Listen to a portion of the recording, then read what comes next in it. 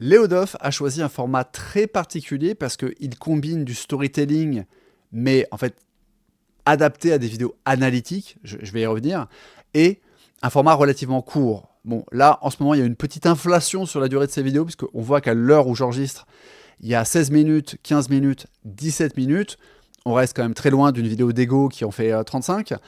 Mais vous voyez que sinon, on est sur 9 minutes, 13 minutes, 10 minutes, 14 minutes, 10 minutes, 10 minutes, 9,33. Et pour la vidéo à laquelle je vais réagir aujourd'hui et la vidéo dont je vais analyser l'écriture, analyser le storytelling et le scriptwriting, appréciez ce magnifique accent anglais, j'espère que vous kiffez. On est sur une vidéo de 10 minutes et 4 secondes.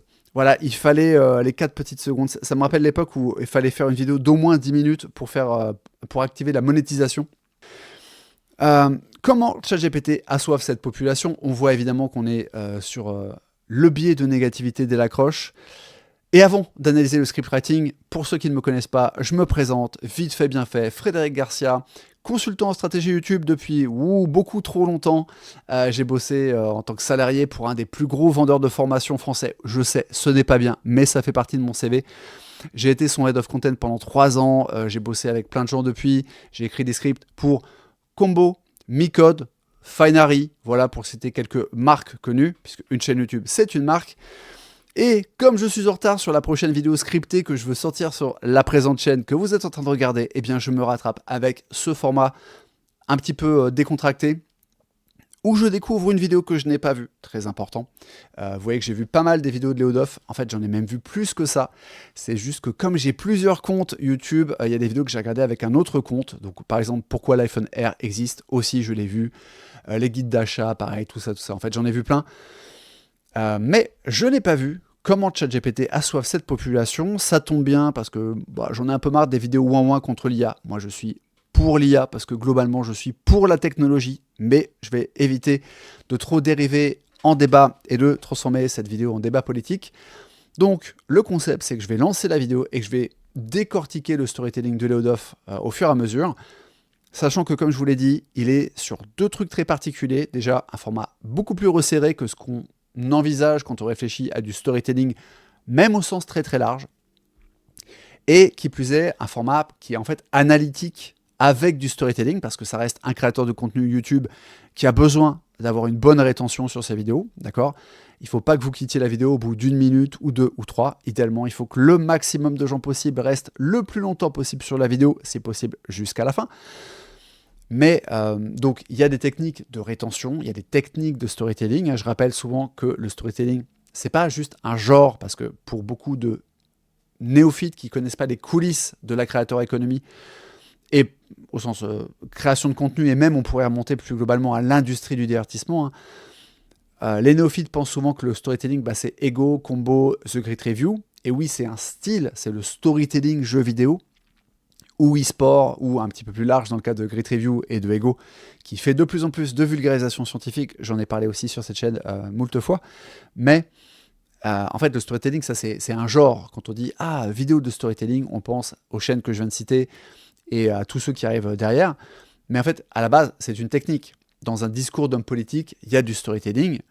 À la télé, vous prenez la télé même avant Internet, vous prenez la télé-réalité, vous prenez même un format d'investigation. Vous regardez un reportage d'envoyé spécial ou un cache investigation, la manière dont c'est construit, en fait, c'est complètement du storytelling. Vous regardez cache investigation, il y a un cut tous les 3 ou 4 secondes. Voilà. Donc, les youtubeurs n'ont finalement pas inventé grand-chose. 5 minutes later. Et voilà, je ferme cette digression sur la télé, tout ça, pour dire que le storytelling, c'est une technique et que Leo Duff, qui est sur un positionnement journalistique tech, qui ne fait pas que de la revue de matos, même s'il a beaucoup de vidéos consacrées à Apple. On va dire que c'est à peu près 80% de son contenu qui parle d'Apple. Et les 20% restants, c'est un coup Netflix, un coup une tendance sociétale, un coup TikTok, un coup ChatGPT, l'IA, etc. Mais du coup, il ne peut pas prendre l'histoire d'une personne, comme le ferait un storyteller classique, pour vous raconter son ascension, sa chute, etc. Donc c'est plus analytique, surtout qu'il essaie d'avoir cette valeur ajoutée dans l'analyse. Et du coup, il est sur ce format un peu hybride, qui en fait pas du storytelling pur, mais de la vidéo journalistique, et je le dis pas dans le sens péjoratif, de la vidéo d'analyse, mais avec du storytelling, parce que il faut que vous restiez sur la vidéo. Le tout combiné, et c'est ça qui fait que j'ai voulu choisir cette vidéo, combiné dans un format très resserré, très court, parce que moi j'écris beaucoup de vidéos analytiques pour mes clients, et en vérité, souvent, en fait, mon format naturel, c'est à peu près 25 minutes. Mon format naturel, c'est à peu près 5000 mots. C'est ce qui vient. Après, je peux faire moins si on me demande de couper. Là, récemment, il y a un client qui m'a demandé de couper, je crois que c'était 40% de la vidéo. J'ai coupé 40% du script. Hein. Mais spontanément, ma zone de confort à moi, c'est 25 minutes. Et si on prend la vidéo que j'ai écrite pour Micode il n'y a pas longtemps, c'était, je crois qu'on est à 38 ou 35. Léo, il a un truc très particulier qui est de faire des vidéos courtes, comme je le disais. Donc, c'est très intriguant pour moi d'aller analyser ça. Et je crois que ça fait beaucoup trop longtemps que je parle, donc on va réagir. Allez, comment ChatGPT assoiffre cette population? Donc bien sûr, biais de négativité dans l'accroche, avec une personne qui pleure. Enfin non, elle pleure pas parce qu'elle a été asséchée. Donc voilà, elle n'a plus de larmes, mais elle a l'air clairement en détresse. Et je pense que ça va parler bien sûr des data centers qu'il faut refroidir. Et pour ça, on utilise l'eau. Et c'est pas gentil pour les populations locales. Comme c'est l'eau d'off, je pense qu'il y aura un twist, normalement dans les 30 premières secondes. Mais là, je vois pas trop avec le titre qu'il a choisi comment il peut avoir un twist, puisque le sujet, on sait de quoi on... Enfin, le sujet, alors quand je dis sujet, en fait, c'est le packaging. Donc titre plus miniature, plus éventuellement texte de miniature, même si dans le cas de Léo Duff, il n'y a pas de texte de miniature sur cette vidéo-là. C'est d'ailleurs pas un truc qu'il utilise beaucoup. Il y a souvent pas trop de texte dans ces miniatures, ce qui est très bien. C'est beaucoup plus dur de faire une miniature accrocheuse sans texte qu'avec du texte. Donc là aussi, il est très bon. Le packaging vous dit de quoi va parler la vidéo. En tout cas, elle vous donne une raison de cliquer. Négativité, ChatGPT, l'IA c'est pas bien, ouin. Ils font du mal à une population, mais comment c'est possible, etc. Je veux savoir. Donc on a ce qu'on appelle, ce que les anglophones aiment bien appeler le curiosity gap. Ah bon, comment ChatGPT peut assoiffer une population? Si vous êtes un minimum, vous faites un minimum de veille sur l'IA, vous savez déjà pourquoi. C'est les data centers. À moins que, justement, Léo arrive à nous faire un twist là-dessus en nous disant « c'est pas les data centers ». Parce que ça, c'est un truc qu'il adore faire. C'est vous accrocher sur un truc et au bout de 30 secondes de vidéo, vous dire « en fait, c'est pas ce que tu crois ».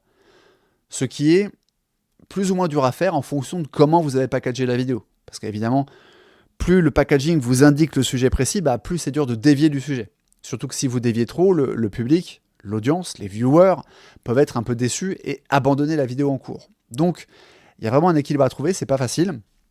Mais je vais quand même parier sur le fait qu'il y aura un twist. Et comme bien sûr on est chez Léo Duff, qui est un influenceur tech, qui est passionné par la tech, et qui prend régulièrement quand même des positions pour dénoncer certaines choses, pour dire TikTok ça fait du mal au cerveau des gens. Il a tout à fait raison d'ailleurs de le dire. Pour dire chaîne c'est plein de dark patterns et ça pollue, l'empreinte écologique est catastrophique. En fait c'est donc un youtubeur tech qui critique tout ce que je viens d'expliquer. Mais ça reste un influenceur tech qui parle de produits technologiques ultra polluants, etc. Et donc, en général, vers la fin de sa vidéo, il y a un truc de « Mais moi aussi, je suis comme vous. Moi aussi, j'utilise ChatGPT. Donc, je fais partie du problème. Mais patati patata. » Voilà. Donc, je pense qu'il y aura ce twist de fin aussi. Un twist au début, un twist à la fin qui n'est pas tant un twist, qui est une espèce de prise de distance, de dire « Ok, j'ai conscience. » Un truc un peu méta, en fait. Je ne suis pas anti-IA, mais moi, j'ai pas une IA qui pollue moins. Voilà comment je vois les choses. Vous voyez cette buée? C'est ChatGPT qui transpire. Ça ressemble à de la fumée. Alors déjà, il est très fort parce que ça, c'est une technique qui est littéraire. C'est même pas du storytelling YouTube ou quoi. ChatGPT qui transpire. Ça, c'est un truc. Je sais pas s'il a fait des études littéraires. D'ailleurs, je connais pas du tout le background de Léo. Mais ce qui est génial, c'est que c'est un truc qu'on appelle en fait... Alors, le mot savant, c'est anthropomorphisme. Mais sinon... vous pouvez appeler ça l'humanisation. C'est-à-dire qu'il traite GPT comme un être vivant. Il n'y a que les êtres vivants qui transpirent, y compris les plantes. Mais voilà. Je ne sais pas s'il va filer cette métaphore et qu'il va garder l'humanisation pour parler de l'IA tout au long de la vidéo. Mais déjà, c'est fort. Parce qu'en plus d'humaniser le truc, ça fait appel à une technique de... Je crois que c'est même une technique qu'on trouve pas mal dans le marketing, mais qui est la technique dite des 5 sens. Bon, là, la buée, est-ce que c'est visuel, est-ce que c'est tactile? Je ne sais pas, la transpiration, c'est un peu tactile. Ça peut être olfactif aussi, mais en tout cas, voilà, il a fait appel à un truc qui est sensoriel, la transpiration. Trop bien.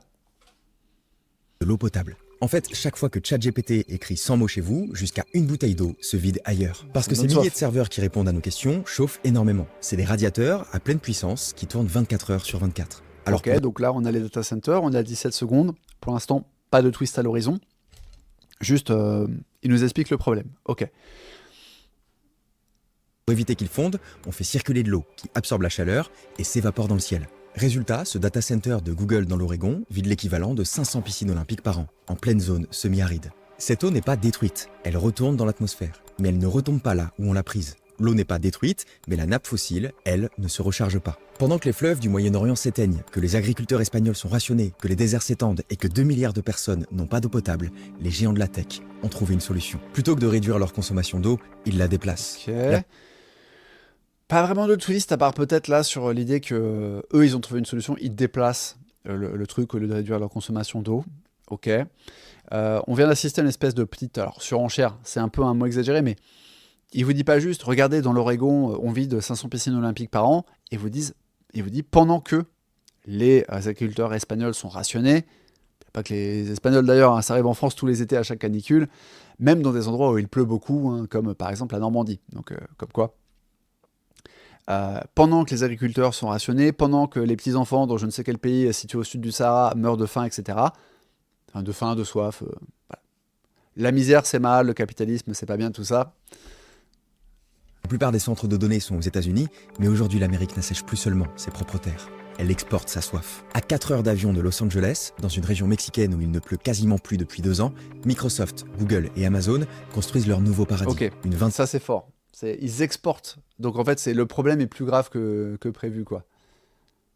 vingtaine de centres qui engloutissent chacun l'eau d'une ville entière. Pendant que la population de la région attend les rares camions-citernes pour pouvoir boire, des géants américains y pompent des millions de litres d'eau. Alors pour au passage, refroidir. je vous ai pas... Enfin, faites-le chez vous. Alors pas forcément là maintenant pendant la réaction parce que ça serait bizarre, mais quand vous regardez une vidéo YouTube, comptez combien de secondes s'écoulent avant chaque cote. Je vous parlais de la règle des 3 secondes, qu'on trouve même chez Envoyé Spécial ou Élise Lucet. Là, on est sur pareil, un code tous les 3 secondes à peu près, quoi. Nos starter packs. Là, il y a une accélération. Mais Ok, moins d'1 minute pour vous parler d'Infomaniac. alors, je vais pas... Voilà, on va se skip le... Moins d'1 minute. Ouais, mais sur une vidéo de 10, c'est beaucoup, quoi. Voilà, Infomaniac, fournisseur de trucs suisses. Bon, vous savez quoi, je suis client chez eux, mais je trouve que il y a plein de dark patterns chez eux. Genre, tu veux acheter un nom de domaine, les mecs essaient de te faire des upsells, y compris avec des arguments qui sont à la limite du fallacieux. Je vais pas épiloguer, mais franchement, voilà.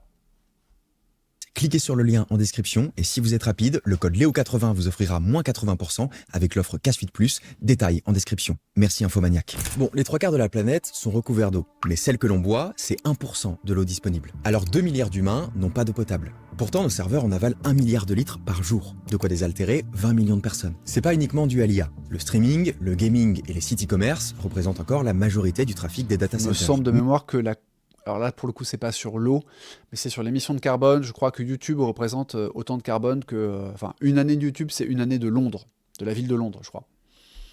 Alors on pourrait dire que c'est pas beaucoup, parce que YouTube, c'est 3 milliards d'utilisateurs. De mémoire, je cite le chiffre de mémoire. Mais on peut faire remarquer que Londres, bah, c'est une vraie ville, avec des industries, avec des transports, avec un monde physique, pas juste des data centers et du flux numérique, quoi. Bref.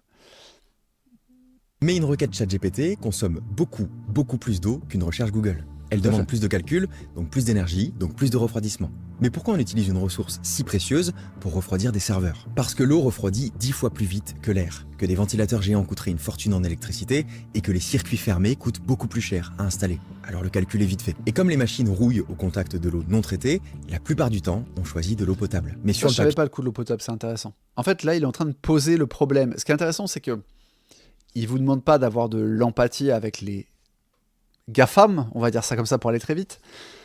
Mais en fait, il est quand même en train de poser le problème. C'est-à-dire que une requête avec un LLM quelconque consomme beaucoup plus d'électricité et de flux de data qu'une simple recherche Google ou que regarder une vidéo YouTube. Encore que ça dépend de la taille de la vidéo, j'imagine. Bref. Donc il faut refroidir, c'est assez logique. Mais on ne peut pas utiliser des ventilateurs pour les raisons qu'il a évoquées. Donc il faut prendre de l'eau. Mais si c'était pas de l'eau potable, il y aurait tel problème, machin, ça rouillerait. Donc, bon, au passage, il vous a fait un petit effet South Park, le fameux mais donc. Hein. Cartman décide de se convertir. Je pars sur un terrain tendancieux. Eric Cartman décide de se convertir au végétarisme. Mais il découvre qu'en fait, la seule boutique végane de South Park est tenue par un groupe de population que Eric Cartman n'aime pas, donc il décide d'ouvrir sa propre boutique, donc il va voir sa mère pour lui prendre de l'argent, mais sa mère n'a pas d'argent, donc il va à la banque pour prendre un crédit, mais le banquier patati patata, et donc Eric Cartman décide de braquer une banque et engraine tous ses potes, engraine les 4 enfants légendaires de South Park pour braquer la banque. Voilà. C'est cette technique du mais donc, j'en parle à chaque fois que j'analyse un script, parce que normalement, vous le trouverez dans toute vidéo qui est bien écrite, parce qu'en fait, s'il n'y a pas de mais, ça veut dire qu'il n'y a pas d'obstacle. Et s'il n'y a pas d'obstacle, il n'y a pas de tension. En particulier quand vous avez un protagoniste. Mais là, son mais donc, en fait, était très resserré, parce que ça sert surtout à te dire, mais en fait, les fabricants, les fournisseurs d'IA, je ne sais pas trop comment appeler ça en fait, les géants numériques de l'IA ont un problème avec le refroidissement de leur data center en fait. Ça ne veut pas dire qu'une personne qui regarde la vidéo et qui est en mode gros, le capitalisme c'est pas bien, va changer d'avis. A priori, une personne qui a ses opinions ne regarde pas forcément les Odoff. Mais c'est quand même une manière de mettre un petit peu d'empathie du côté du fautif, entre guillemets. Je mets fautif avec d'énormes pincettes. Voilà. On ne fait pas d'omelette sans casser les œufs, selon mon point de vue. Donc voilà. Surtout quand on connaît... quand on observe que sur Internet, la majorité des gens qui critiquent l'IA sont généralement des gens qui sont liés eux-mêmes à des activités polluantes. Par exemple, je ne vais pas citer de nom, mais je pense à certains podcasteurs spécialisés dans les jeux vidéo qui se déclarent anti-IA, alors qu'en fait, les jeux vidéo, c'est ultra polluant, et surtout, c'est superflu. On peut très bien vivre sans jeu vidéo, et je le dis, je suis moi-même joueur, voilà. Hein. J'ai fini Hotline Miami, je suis un joueur. Mais la vérité, c'est qu'on peut remplacer les jeux vidéo par des jeux de société classiques, voilà, des jeux de cartes, des Monopoly. Aujourd'hui, il y a je ne sais pas combien de jeux qui sortent chaque jour, plus ou moins innovants, des jeux d'ambiance, des jeux de soirée. Il y a des bars à jeux qui ouvrent dans toutes les villes de France pour séduire les trentenaires qui n'ont pas d'enfants. Voilà, il y a des alternatives moins polluantes, non pas non polluantes, hein, mais moins polluantes aux jeux vidéo. Voilà, donc la vérité, on ne va pas interdire le jeu vidéo sous prétexte qu'il est polluant. Vraiment. Donc, on ne fait pas d'omelette sans casser les œufs. Le progrès technologique, c'est toujours accompagné de coûts, d'externalités plus ou moins violentes. Ça ne veut pas dire qu'il ne faut pas essayer de les mitiger, hein, mais voilà. Alors du coup, par contre, je me dis, où va la vidéo? C'est vrai qu'elle n'est pas longue, 10 minutes, je le répète, mais je vais essayer de pas trop me spoiler le chapitrage. Il a expliqué le problème du point de vue des industriels, qui est de dire on a besoin de refroidir nos data centers. Il va peut-être nous décrire les effets précis sur une population, puisque le titre de la vidéo d'ailleurs c'est cette population. C'est pas la population mondiale ou les pays du tiers-monde, c'est une population en particulier. Donc il va sans doute nous donner un exemple où la situation est particulièrement documentée et intense, mais j'ai envie de te dire, du coup on va où avec cette vidéo? Ça m'intrigue un peu. Pourtant elle a bien marché. Hein. Ça paraît dérisoire. Les data centers consomment moins d'1% de l'eau douce mondiale. L'agriculture en absorbe 70%, l'industrie 20%. Sauf qu'ils ne plantent pas leurs serveurs au hasard. Ils se concentrent pile là où chaque goutte compte. Plus de la moitié des nouveaux centres américains sont construits dans des zones déjà en stress hydrique. En Arizona, 8 millions d'habitants rationnent l'eau et 30 data centers sont en développement dans la région. Au Texas, la sécheresse est sévère, les piscines sont vides et Meta y déploie ses serveurs les plus puissants. La Californie sort juste d'un état d'urgence et Google y ouvre un nouveau data center. La géographie de la soif devient celle de nos données. L'ironie, c'est que ces terres assoiffées sont l'endroit parfait pour refroidir les machines. Parce que l'air sec favorise l'évaporation de l'eau, donc le refroidissement. Le soleil est une énergie gratuite, les terres sont vastes, donc bon marché, et il n'y a pas de voisins pour se plaindre. Donc là, déjà, en fait, on avait un petit twist qui était de dire, mais si vraiment le nerf de la guerre, c'est l'eau, pourquoi aller dans des endroits qui sont déjà en stress hydrique? Très intéressant. D'ailleurs, au passage, je vais faire un petit peu de pub. J'ai écrit une vidéo pour la chaîne Thibaut Décode. Vous tapez Thibaut Décode O et normalement vous aurez l'arme économique la plus puissante que le pétrole. Le titre change régulièrement, mais voilà. Excellente vidéo. Voilà, je le dis parce que c'est moi qui l'ai écrite. Voilà, clairement, c'est complètement narcissique de ma part. Mais voilà, si vous voulez en savoir plus sur les déséquilibres hydriques aux États-Unis, en Asie notamment, pour citer les deux trucs sur lesquels on s'est le plus attardé, vous verrez, c'est très intéressant. Aux endroits qui ont le plus besoin d'eau, il ne pleut que des data centers. Et le Mexique vient d'ouvrir le robinet. Alors ça c'est très Léo Duff. Il ne pleut que des data centers. Donc il y a ce côté un peu... Encore, c'est littéraire. Ça pourrait être écrit par du GPT, soit en passant. Mais parce que, voilà, vous expliquez à un LLM, je dis GPT, ça peut être Claude, ça peut être Gemini, mais vous lui donnez une métaphore affilée, il va vous rajouter des petits trucs comme ça. Voilà. C'est possible que ça soit écrit avec l'IA. C'est possible que ça soit un truc spontané, parce qu'il le fait quand même très souvent dans cette vidéo, de, on va dire, filer la métaphore.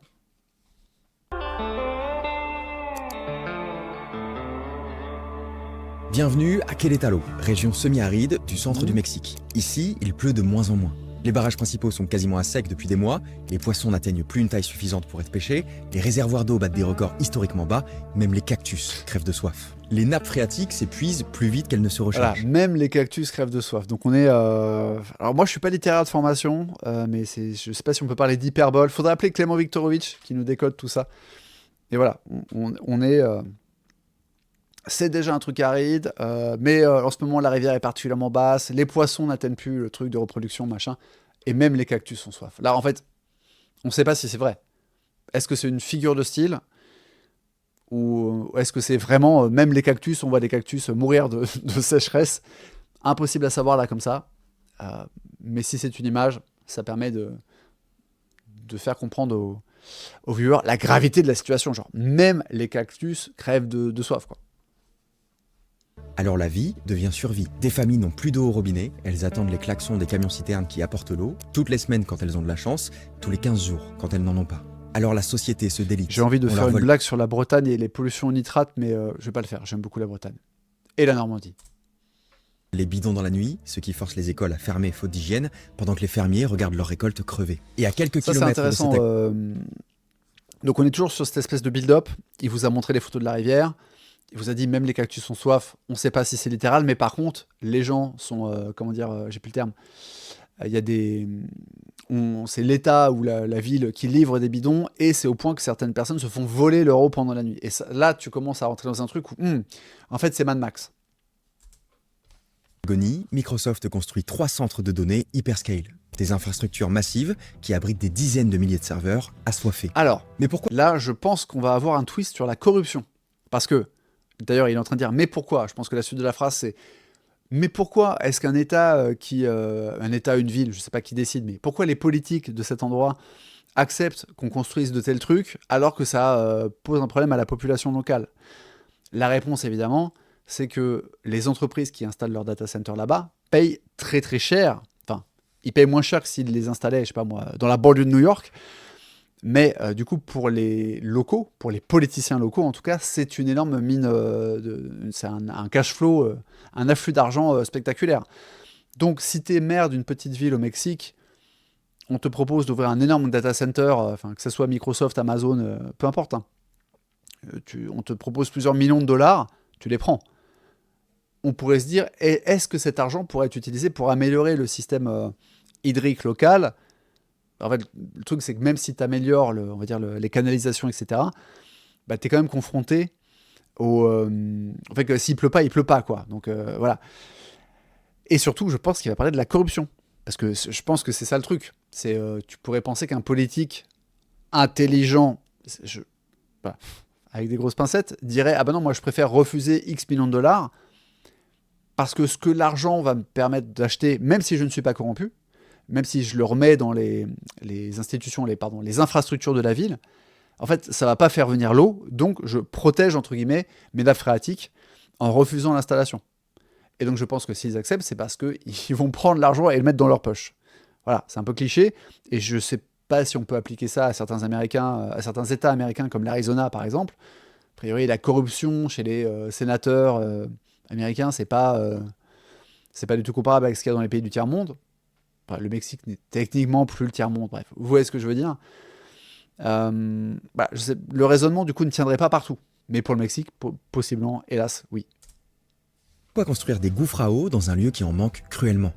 Parce que c'est rentable. Un technicien mexicain coûte le prix d'un stagiaire californien. Et l'électricité est 40% moins chère. Quand vous Oui, mais consommez ça, c'est du point de l'équivalent vue d'une des GAFAM. C'est un peu répétitif, on a compris. ville entière, ça compte. Querétaro offre tous les avantages du désert. Électricité abondante, météo stable, air sec, proximité avec le marché américain et des hectares de terre que personne ne se dispute. Mais l'atout décisif, c'est un gouvernement Voilà. qui dit oui à tout. Aux États-Unis, construire un data center, c'est rempli d'obstacles. C'est des années de bataille juridique avec les riverains, les associations et les autorités locales. Mais au Mexique, le gouverneur Mauricio Curi leur déroule le tapis rouge. Des terrains publics gratuits, des permis express et même des rendez-vous personnels avec les dirigeants pour les convaincre de s'installer dans la région. Querétaro devient l'Eldorado de la tech, avec moins d'eau que l'Arizona et moins de régulation. Alors en 2020, Microsoft débarque avec un chèque d'1 milliard de dollars pour construire 3 centres de données hyperscale. Amazon suit, Google également. Et en très peu de temps, 10 milliards d'investissements sont prévus dans la décennie, 20 centres de données vont être construits. Pour Mauricio Curi, c'est un tour de force politique. Il est en train de réussir à transformer son état agricole en Silicon Valley mexicaine. Sauf que derrière les communiqués de presse, la réalité est plus compliquée. Pour l'instant, il n'est pas question de corruption. Ça, c'est intéressant. Mais je constate qu'il y a un déplacement. C'est-à-dire que si vous prenez le début de la vidéo, là encore, le fameux packaging, on n'a plus la miniature sous les yeux, mais on avait cette femme qui était asséchée, etc. Bon, ça, c'est toujours dans la vidéo. C'est toujours accord avec le titre qui dit qu'il y a une population qui est assoiffée. Mais en fait, c'est plus vraiment le ChatGPT qui assoiffe la population. C'est les politiques locales, en tout cas ce fameux gouverneur. Sur la question de l'eau, il rassure la population en disant que ces centres consomment très peu, autant qu'un restaurant sur un mois.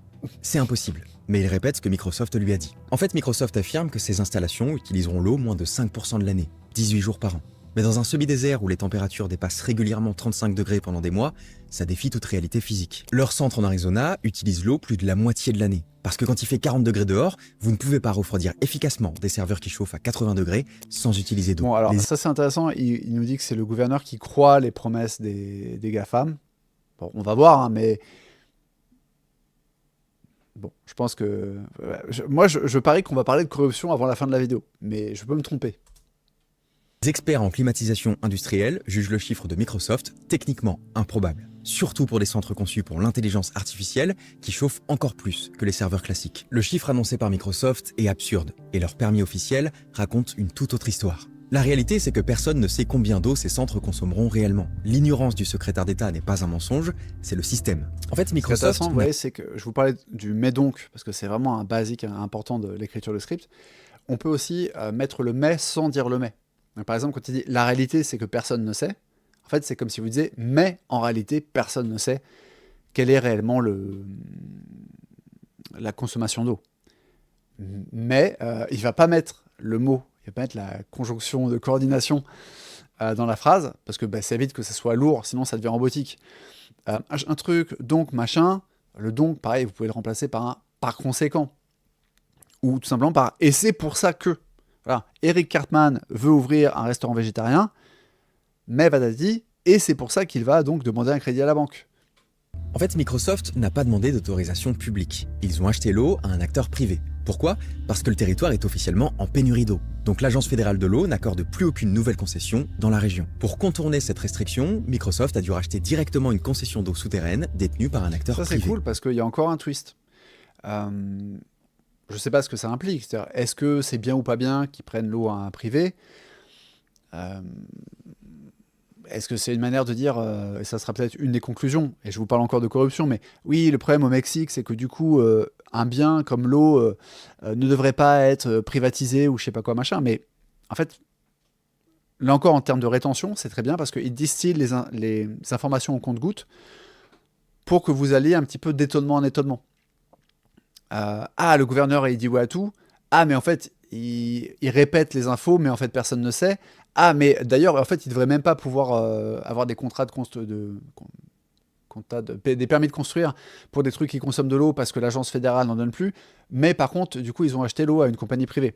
Genre le Veolia local, quoi, j'imagine. Donc, ça permet de relancer votre intérêt à chaque fois. Il se passe un nouveau truc, entre guillemets, dans la vidéo. Ce qui est très très cool pour le rythme. C'est un truc que Léo fait très bien en général. Et ce qu'ils ont acheté, c'est l'autorisation de pomper 25 millions de litres par an pour un seul de leurs data centers. Et une fois privatisés, ces droits deviennent confidentiels. Avec 25 millions de litres, Microsoft s'octroie le droit de puiser toute l'année, pas seulement 28 jours. Ils promettent de ne pas le faire, mais contractuellement, rien ne les y oblige. Et personne ne pourra vérifier. La méthode est rodée, cibler les pays vulnérables, promettre des emplois et pomper en silence. Aujourd'hui, la moitié des data centers se trouvent aux États-Unis, mais ils exportent de plus en plus leur soif. En Inde, la poussée des data centers s'ajoute à la pression sur les ressources en eau dans certaines régions déjà vulnérables. En Uruguay, Google prévoyait d'implanter un data center titanesque, 7,6 millions de litres On d'eau devrait par avoir jour. un troisième exemple. Il a parlé de l'Inde, de l'Uruguay. Normalement, un petit troisième exemple, c'est bien pour le rythme. Pendant que les habitants buvaient de l'eau salée. Alors les populations se Eh soulèvent, ben non. parfois trop tard. Et ces catastrophes se ben multiplient non. dans l'ombre. Chaque nouveau data center est une crise locale qui passe inaperçue, noyée dans les moyennes mondiales, rassurantes. Et une succession de problèmes locaux, ça devient un problème global. D'ici 2030, dans 5 ans à peine, il nous manquera 40% de l'eau dont nous avons besoin. C'est pas une prédiction alarmiste, c'est le calcul des Nations Unies. Le Alors, Moyen-Orient par et contre, la formulation est très floue, hein, c'est-à-dire il nous manquera à qui? À l'humanité. Oui, tu peux raisonner à l'échelle de l'humanité, mais tu peux aussi ne pas raisonner à l'échelle de l'humanité. Tu peux raisonner à l'échelle d'un pays, tu peux raisonner à l'échelle d'une partie d'un pays, parce qu'en fait, les déséquilibres hydriques, ils sont vraiment... c'est dans le terme déséquilibre. Hein. Vous avez des États qui sont chroniquement au bord de la sécheresse, des États où il y a beaucoup d'eau, genre le Brésil. Brésil, Canada, Chine, c'est genre les 3 plus grosses réserves mondiales, si je dis pas de conneries, d'eau.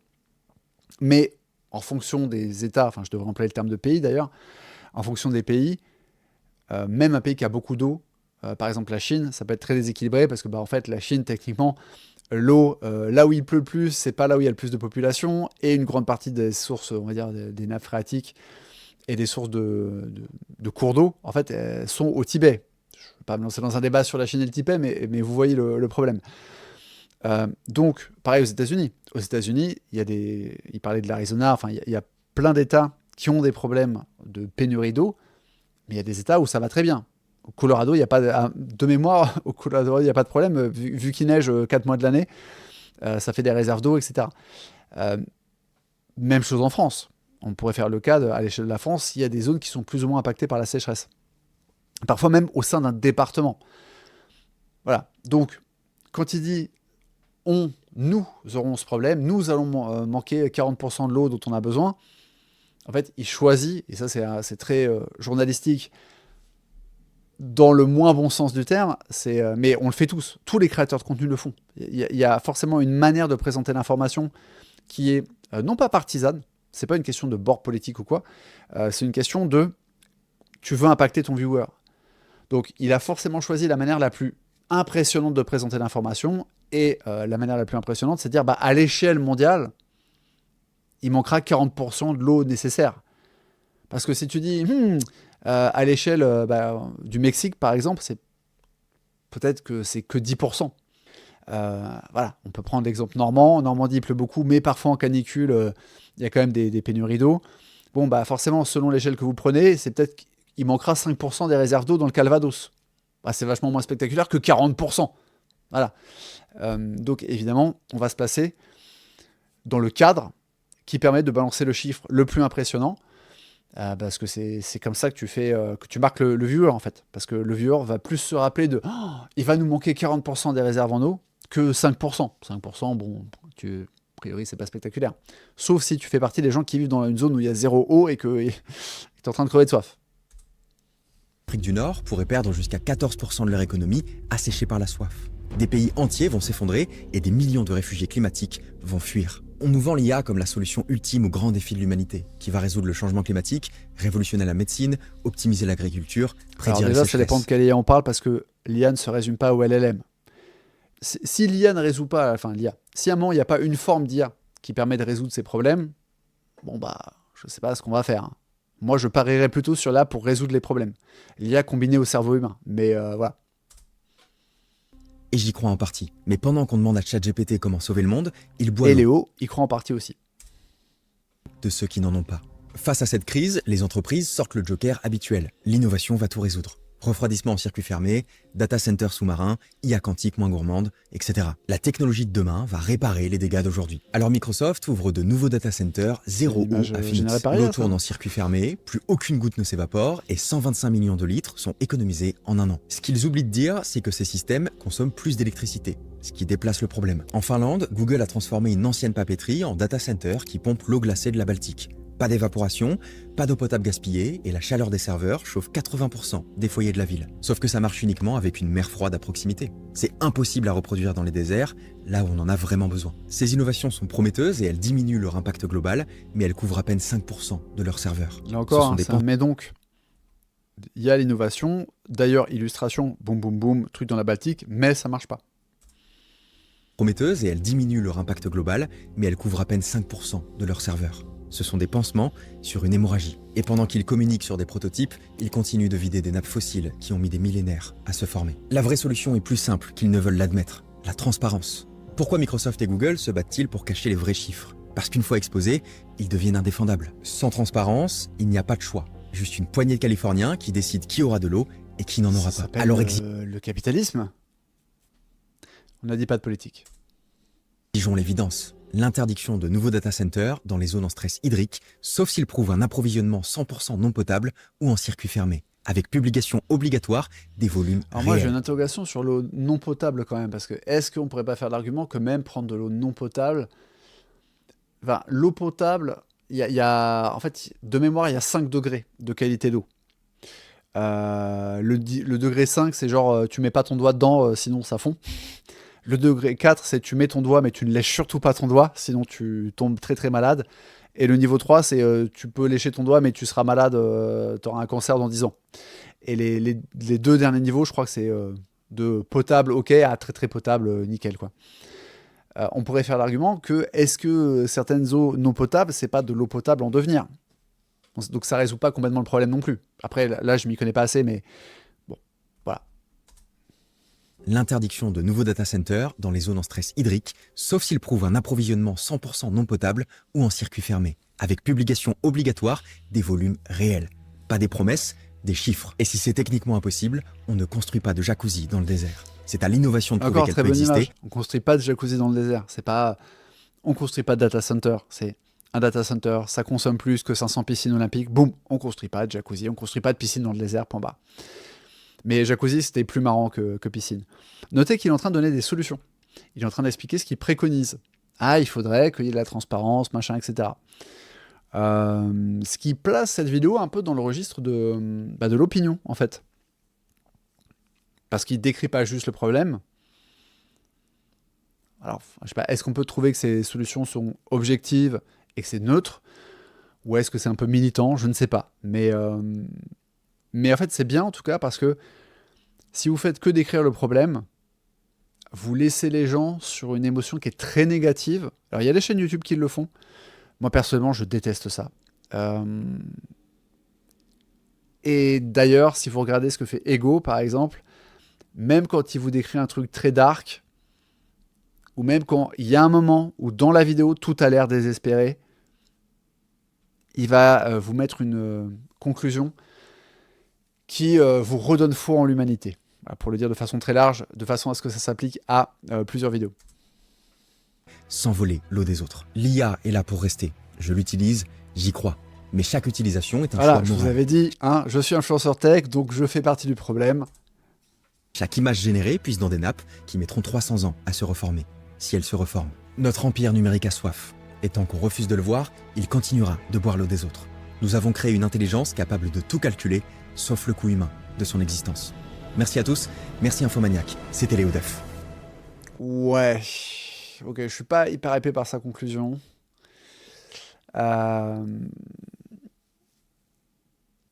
En fait, mais c'est intéressant parce que vous voyez, c'est relativement bien écrit. C'est toujours très bien structuré et surtout, ça tient en 10 minutes. Alors que si on m'avait donné à te faire une... Franchement, si un client m'avait dit écris-moi une vidéo pour parler de l'empreinte écologique de l'IA, ou l'empreinte hydrique en particulier, parce que même quand on dit empreinte écologique, il y a aussi tout ce qu'il y a derrière, parce que l'eau, c'est juste une des facettes émergées de l'iceberg. À mon avis, je serais parti sur un truc beaucoup plus exhaustif. Mais Mais ce qui est bien, c'est que là, il a validé en fait le concept avec une vidéo sur l'impact hydrique, on va dire, appeler ça comme ça. L'impact hydrique de ChatGPT, je fais 700 000 vues. Bon, bah, je peux faire un truc sur les terres rares ou un autre aspect. L'électricité, par exemple, la consommation électrique de l'IA. Boum, boum. Est-ce que ça crée des blackouts dans certains endroits, etc. En fait, tu segmentes ton gros sujet et ça te fait 3 petites vidéos. Donc, il a une bonne manière de procéder. Et après, bon, par contre, la conclusion, voilà, on a créé un truc qui calcule tout sauf l'empreinte humaine. Alors, en fait, enfin, je vais pas ouvrir un de mes LLM là, mais franchement, c'est très facile de faire le test. Vous ouvrez votre LLM préféré, vous lui dites parle-moi du coût humain de l'IA, etc. Il va vous le dire en fait. Parce que tout simplement, il va l'épuiser dans sa base de données. Si en particulier, si vous utilisez Perplexity, il ira chercher des articles écrits par des humains, ou dans certains cas écrits par des IA, et il vous dira, bah oui, il pourra même en fait prendre la vidéo de Léodoff comme exemple en fait. Donc, en fait, la conclusion n'est pas tout à fait exacte, quoi. Dire on a créé une super intelligence qui calcule tout sauf le coût humain, en fait, c'est faux. Et on pourrait faire l'argument qu'en fait, c'est pas le problème, c'est pas l'IA, le problème, c'est les décideurs qui dirigent les grandes entreprises et qui décident de faire ça de cette manière.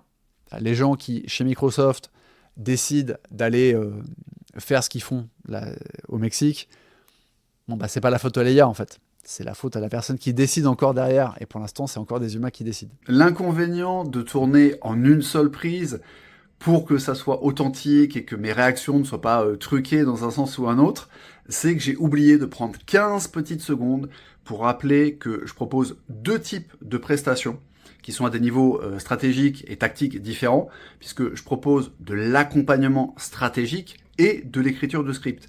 Je n'en dis pas plus, je rentre pas dans le détail. Si vous voulez travailler avec moi, il y aura toutes les infos importantes en description de la vidéo. Ok, c'était... Je suis un peu biaisé à cause du sujet de la vidéo, parce que je trouve que c'est toujours un peu facile d'aller faire du ouin-ouin sur les problèmes de la tech, etc. Il n'y a pas de fumée sans feu. Les voitures, en France, je crois que les accidents de voiture, c'est 60 000 victimes par an. Alors, c'est pas que des morts, c'est beaucoup de blessés. Mais on pourrait faire l'argument qu'à l'époque des carrioles, il y avait quand même vachement moins de blessés. Bon, pourtant, on n'a pas arrêté la voiture pour autant, quoi. Et sans parler de l'impact écologique de la voiture. Donc, c'est toujours un peu... ça veut pas dire qu'il n'y a pas de problème et qu'il ne faut pas en parler. Mais, bon, ça m'empêche peut-être un peu d'apprécier la qualité... d'apprécier à 100% la qualité du travail de Léo sur cette vidéo. Mais c'est quand même rondement bien monté. On a des exemples précis.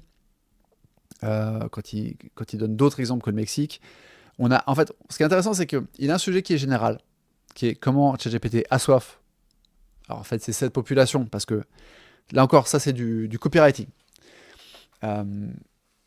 Si le titre de la vidéo c'était comment ChatGPT a soif des populations, bah en fait, ça serait mou. Ah, c'est des populations. C'est littéralement indéfini.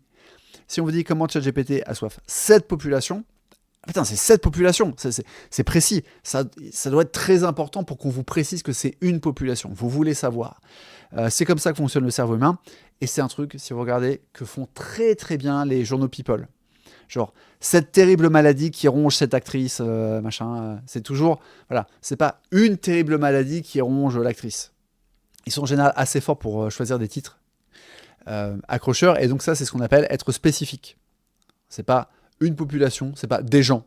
ChatGPT a soif des gens. Bon, ok, ChatGPT a soif des gens, so what? Non, c'est comment. Comment? On va apprendre comment. ChatGPT a soif cette population. Et justement, en fait, c'est un problème général parce que quand on regarde la vidéo, elle parle globalement de l'empreinte hydrique de l'IA, des LLM. Mais on a un fil rouge qui commence après son placement de produit, basiquement. Ouais, 3 minutes 52, donc qui est l'étalo, et qui continue, promesse obscure, tout ça. Donc en fait, on a ce gros segment, 3 minutes, 7 minutes, donc on a à peu près, je suis un peu fatigué, allez, on a 3 minutes de vidéo, c'est 30% de la vidéo, basiquement, qui sont consacrés à cette fameuse population. Voilà, 30% de la vidéo, ce qui fait que, en fait, ça rend le problème bien plus précis que d'avoir une énumération, parce qu'après, il donne des petits exemples. Il y a l'Inde, il y a, je sais plus quel était l'autre pays, un pays d'Amérique du Sud aussi, je crois, ou d'Afrique, un pays de l'hémisphère sud, on va dire ça comme ça. Mais c'est pour faire un effet c'est un peu le glaçage sur le gâteau. C'est-à-dire le cœur du gâteau, c'est la mousse, c'est le petit gâteau boudoir dedans, etc. Et dessus, on a mis un glaçage avec quelques exemples en plus. Pour que vous puissiez vous dire, non seulement il y a vraiment un truc là au Mexique, tellement plus ça arrive ailleurs. Ça permet de rappeler que c'est un phénomène global. Ce qui lui permet de retourner après vers la fin de la vidéo qui, justement, retourne à l'échelle globale. Donc en fait, on a un début qui est global, avec des exemples, ça parle un peu de l'Arizona, ça parle d'une tendance globale à pourquoi est-ce qu'on choisit les zones arides à cause de cette histoire d'humidité de l'air. Globalement, on construit des data centers un peu partout, donc il y a un truc très global qui se resserre après sur un exemple précis, qui est Querétaro, au Mexique. Puis, il donne quelques petits exemples à partir de là, la crise locale, tuk-tuk, et mais ces crises locales, boum, ça va faire du global. Donc en fait, c'est une structure en U. Global, local, global. Ce qui est très bien. Ce qui est très très bien parce que du coup, la partie locale, la partie spécifique, fait que vous allez plus vous rappeler du sujet en fait. Vous allez peut-être pas vous rappeler du chiffre de 40% qu'il a annoncé pour, je crois que c'était 2030. Enfin, j'ai pas retenu l'année, ouais, parce que des prédictions apocalyptiques, on en a tout le temps. Il y a le fameux jour du dépassement, etc. Voilà. Mais si on avait une vidéo que globale ou qui liste des trucs généraux, avec un exemple sur chaque continent,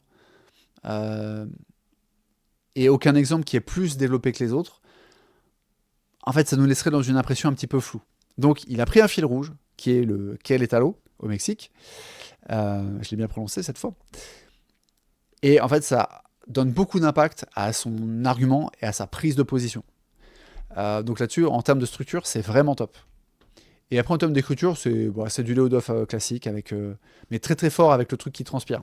Il y a toujours ce petit côté un peu littéraire. Je vais aller voir sur LinkedIn son pédigré parce que je serais pas étonné que ce soit un mec qui a fait Sciences Po.